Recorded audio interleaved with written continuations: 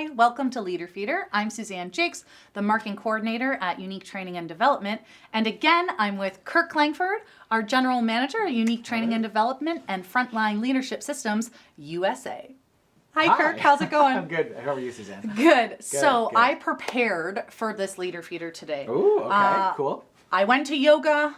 I'm all, limber. So today we're talking about enhancing flexibility in the workforce. Okay. Well, I'm glad you are nice and limber. However, if I may, when we talk about enhancing workforce flexibility, we're not actually talking about yoga and actual flexibility, although that's a good thing. I mean, fewer injuries. Oh, see, I thought we were all out on the production floor, doing our stretches. Yeah, no, turn off the machine, just stretch it out. Absolutely. No Jane Fonda workouts or anything like that. No, none of that. No. So tell me, what is workforce flexibility? Yeah. So when we're talking about workforce flexibility, especially in production or in manufacturing, what we're talking about is sort of your team's ability and really the organization's ability to be flexible in terms of who can do which jobs, how quickly they can pivot. One example might be if a machine goes down, how quickly can the workforce pivot to either getting that machine up and running or finding an alternative resolution to that problem to ensure that production continues. It's also within a team, how many people can do different tasks. So if you're off one day, whether it's because you're sick or you're on vacation, does that hold us up? Does that create a bottleneck? Or do we have a good workforce flexibility so that someone else on the team can step in during the time that you're away? Would you consider this like cross-training? Is this what we're kind of talking about here? Yeah. Well, cross-training leads to a more flexible workforce, right? Okay. You can also think of it as, some people consider it bench strength, right? The idea of bench strength, sort of how... We're back at the gym. That's right. But who on your team can do what, right? Yep. So the more people on your bench that can do more things, the better. Because then I'm not sitting there going, oh, Suzanne is gone. She's the only one that can take care of that. What do I do now? Instead, it's like, oh, Suzanne, she is the primary person that does that, or maybe the person who does that usually. It's not a big deal if she's away because I know Simon and Darren and Niall can do it as well. So we have lots of options, and that's what we're talking about when we want better workplace flexibility, or workforce flexibility. Yeah, so it sounds like you listed off some pretty important reasons right there as to why you would want your team to be flexible within production. Leading up to that, what are some benefits? I mean, obviously you did just say like a benefit would be other people know, how to do different jobs, but is there something more specific about these leaders knowing different positions that would benefit? Yeah, I mean, one is just team? variety. In manufacturing settings and production settings, one of the potential, negative sides is that it can be repetitive and it can be maybe not as stimulating as we'd like it to be. So if I'm tasking you with just one task and it's relatively sort of closed in and straightforward, in one way you go, oh, that's fantastic. I only have to worry about this one thing, or I only have to learn to do this one thing this one way. And then I imagine they would get really good at that, though. They probably do, right? Yeah. Generally they do, but then you do it for an 8-hour shift. And at the end of an 8 or a 10 or a 12-hour shift, you kind of go, I would love a bit of variety. Because despite repetition being good for us to get good at something, we do tend to like variety. We tend to like change, right? Well, maybe not like change, but we tend to like a little bit of flexibility. And so if I train you on this machine, but then I also train you on that machine, if after 6 hours you're going, okay, I need to do something different. If you only know how to use that one machine, it's pretty hard for me to give you something else to do, right? But if I can rotate you to different stations, you get flexibility, you get variety during your shift, and you might leave feeling a little bit less, oh, I just did the same thing for 8 hours. And so it provides a more, I'd say, more engaging experience, right? And a more varied experience for the people on the team and in the organization, which is important. Yeah, a bit more engaging, So you're not doing the same job day in and day out for, 20 years, or I guess however long you want to be at that company for. Sure. I mean, another benefit is that you're probably less likely to have some injuries, because we know that doing repetitive motions for a long time can potentially cause injuries. I'm not a health and safety expert, but we know that generally speaking, you want to have some variety, and that's even why in more corporate settings we see now, for example, more standing desks, and we see you being told to take breaks from your desk and go for a walk or stretch a little bit, because we know doing the same repetitive motion for hours and hours on end can result in injury. Whereas if you're rotated, to a different machine every couple of hours or something, or a different station every couple of hours, there's less likelihood that you're going to get that injury that's related to repetitive strain. Right. Okay? Yeah. So what what kind of strategies, I guess, would management be able to put into place to create a more flexible workforce, right? Yeah. Thanks. I knew what I wanted to say. It just kind of stopped there for a hot second. Yeah. Well, so one thing you want to think about is you kind of look at it as a two-step plan, I would say. And the first step is assessing your current, whether it's fully at an organizational level, but probably we're talking about maybe a leader, all right, looking at their team. So the leader's looking at their team, and the first thing they want to figure out is who can do what. Right? Do I have only one or two people on my team that have been cross-trained on different tasks at this point? Or is everybody already pretty well versed in different things? You got to know what your starting point is. And so you might do a bit of an assessment, and it can be as simple as a simple chart, right? You can write down everybody's name, and you can write down the various tasks or stations that are applicable to your department or to your work group. And you're basically saying, okay, who can do what? And you put a check mark. Simon can do X, Y, Z. Suzanne can do A, B, C. And Charles can do X, B, and C. And then you start to figure out, okay, so I've got a couple people that maybe aren't as flexible or versatile as I'd like them to be. I've got a few people that I don't need to worry about as much. And you start to develop the plan. So that helps us decide, okay, Charlie is maybe one of our newer members. So far, he's only been trained on stations A and B. I think he's someone that we want to invest time and energy into, increasing the breadth of what he can do. So then we might train him on stations X, Y, Z as well. And so that's what it starts with. Basically, assess where your team is currently in terms of their abilities, the skills or stations or tasks that they're able to do. And then where do you want to go, right? So, do you want everybody on your team to be able to do every task, to be able to work at every station? Is it more that you've identified a bottleneck where you've gone, when Suzanne went on vacation last week, that completely slowed us down because we hadn't thought about it, but Suzanne's the only one who has, the level of WMIS training that we need in order for her to be able to operate that piece of equipment or use that particular chemical, for example. And so instead it's, okay, well, if we want to avoid that bottleneck in the future, we need more people to be able to do that task that currently only Suzanne is doing. So then that helps you figure out who do we train on what. And then that's it, basically. Identify or assess where you're currently at in terms of your bench strength of your team. And then the second piece is figure out then how you're going to train them and who you're going to train on what. What you're going to train, how you're going to train them, and then you get into all kinds of other fun scenarios.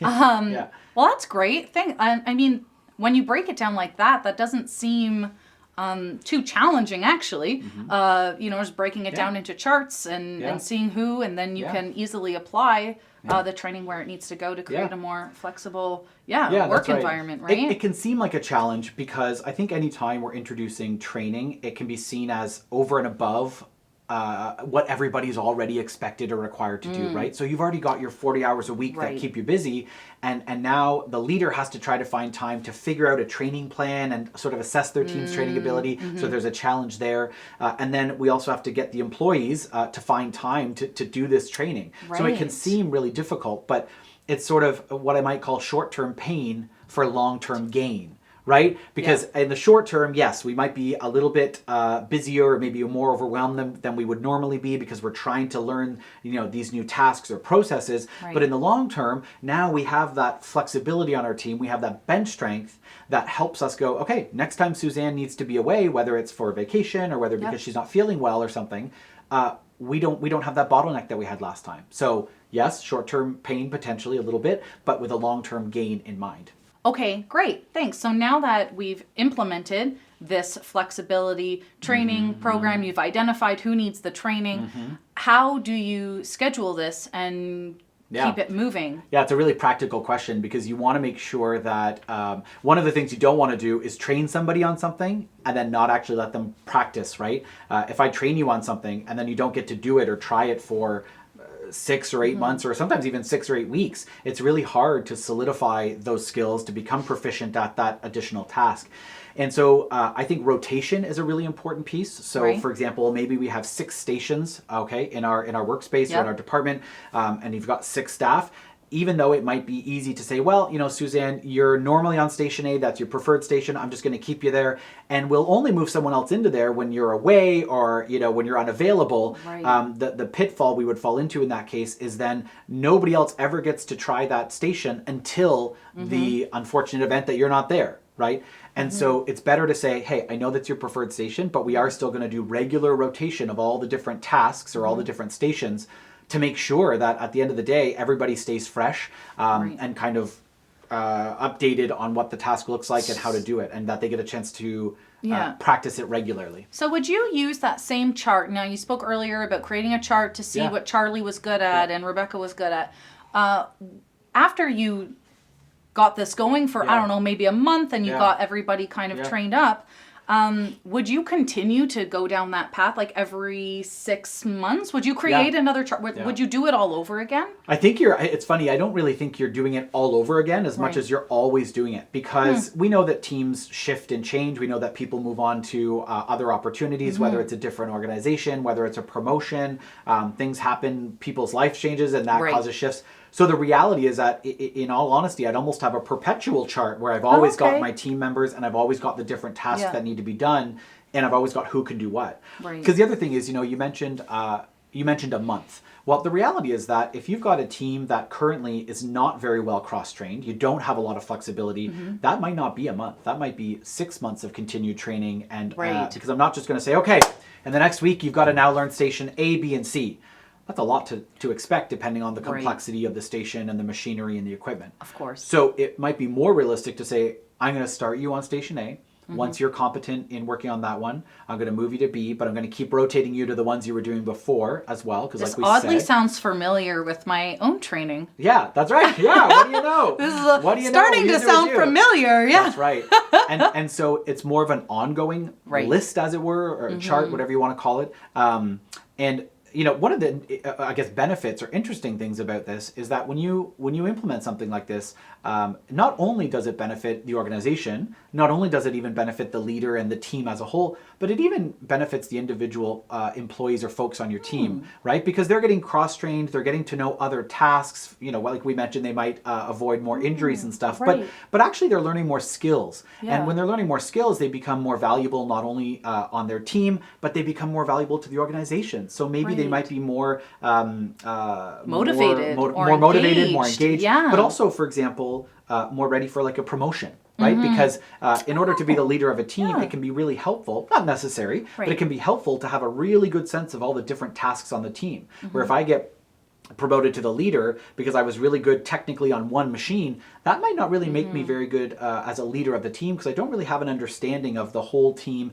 and the different tasks. But if I'm well trained on each of the different tasks, and I kind of understand the stations, I understand maybe the frustrations of each one, but also the benefits, I understand the role of each station in the bigger picture in terms of creating our product, then if I end up getting promoted to be the leader of that team, I probably have a very well-rounded idea of what has to go on that team. So an added benefit is that when it comes time to promote someone and you need a new leader, if you've got a more well-rounded, flexible team, that leader's probably going to be a better leader, to be honest. Right. So that's an added benefit of having that flexibility and that bench strength. That sounds what everyone's kind of going for, right? And now that I think about it, if I could add on, of course. If you had that leader that, in your more traditional model where you don't have a lot of flexibility, if you take the person that always handled station A and you promote them, right? Who do you fill in for station A? Who's going to take care of it now? You've got to bring someone else in. That person's brand new. They don't know anything about it. That can cause a lot of disruption, and we want to avoid that when we can. We want there to be smoother transitions because that helps us prevent downtime, injuries, mistakes, and provides consistency. But if we promote the person that maybe generally did station A, but they were trained on all the other tasks, and a lot of other people on the team also could step in and fill in for station A or work on station A, there's almost no disruption.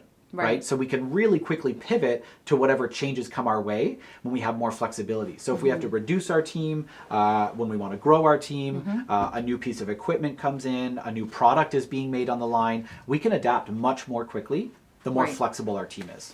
Okay. Yeah, that sounds great. Yeah. When we're talking about metrics, I guess what comes to mind, because we're talking about, and I keep going back to this chart, and maybe I'm too focused on like this chart and how, and where to pinpoint everybody at. To me, is that the only sense of metric, or the only metric that you would use to figure this out? Are there other Well, I metrics you think, could I think a use? metric or something you could think about if you're looking at how I think what you're asking is sort of how do you measure the benefit of a flexible team, right? Yeah, absolutely. How do we How know do you whether know that this increased? is- Yeah, how do we know Yeah. whether that increased bench strength actually makes an impact or has value? Absolutely. Right? Well, here's what I think.